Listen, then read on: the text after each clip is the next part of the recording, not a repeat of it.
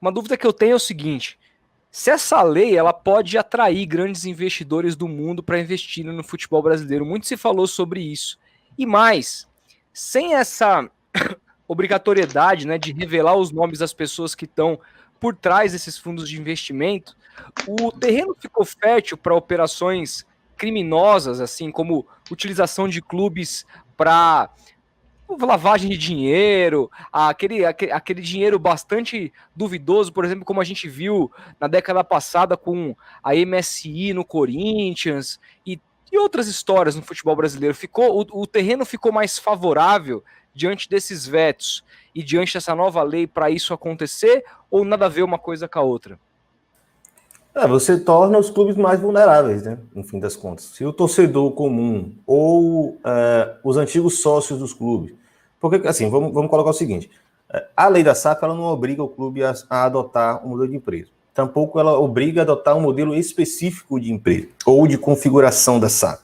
Porque, assim, uma sociedade anônima, talvez o pessoal, alguns não conheçam, eu creio que boa parte deve acompanhar e conhecer. Uma sociedade anônima ela é uma empresa por ações, né? Então, você tem todo o capital da empresa, o quanto ela vale, dividido em pequenos pedaços. Eu posso ter 20%, né? Vocês dois, aí cada um de vocês tem mais 30%. E aí você vai compondo essa sociedade com participações. Como acontece em Portugal, no Brasil é muito provável que, caso alguns clubes virem empresa, o Cruzeiro já falou que será assim, o São Paulo falou que se virar empresa só será assim, é a própria associação original, o clube, de fato, ser o acionista dessa sociedade anônima. Ou seja, além de ter os investidores privados, né, fulano de tal, cicrano, beltrano, o próprio clube vai ser um acionista da empresa. Isso é dizer, ele participa como um ente de discussão dentro dessa agremiação, dessa empresa.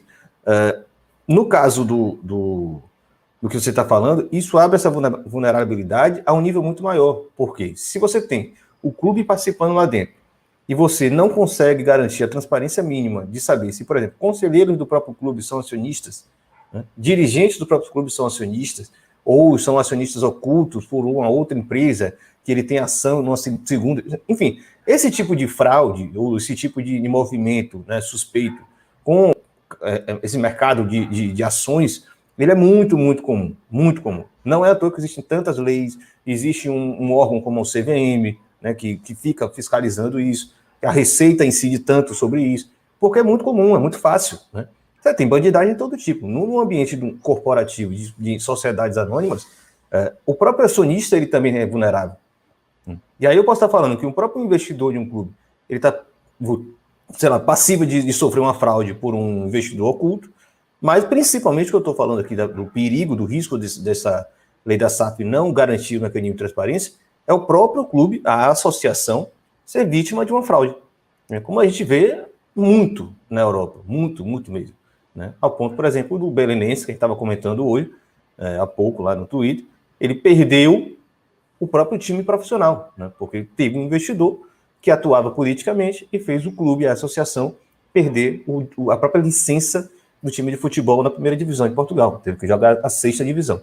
Então, sim, eu acho que é um ponto muito sensível, não é raro no futebol, pelo contrário, é muito comum, né, esse tipo de movimentação, e é um ponto que, pela própria cultura, né, empresarial e política do Brasil, eu fico muito preocupado, porque o que você vai ter, né, de uma espécie de agente duplo, né, uma pessoa que está dentro da associação, né, interferindo nos estatutos, interferindo nas assembleias, nas decisões, né, da diretoria, ao mesmo tempo ele é um acionista da empresa e está atuando muito mais a favor dos acionistas do que pelo clube. Isso é o tipo de coisa que a gente tem que estar atento. O torcedor deve estar sempre vigilante na defesa da associação, da agremiação. Não ficar interessado aí quem vai ser acionista e o interesse dos acionistas, né, pelo amor de Deus.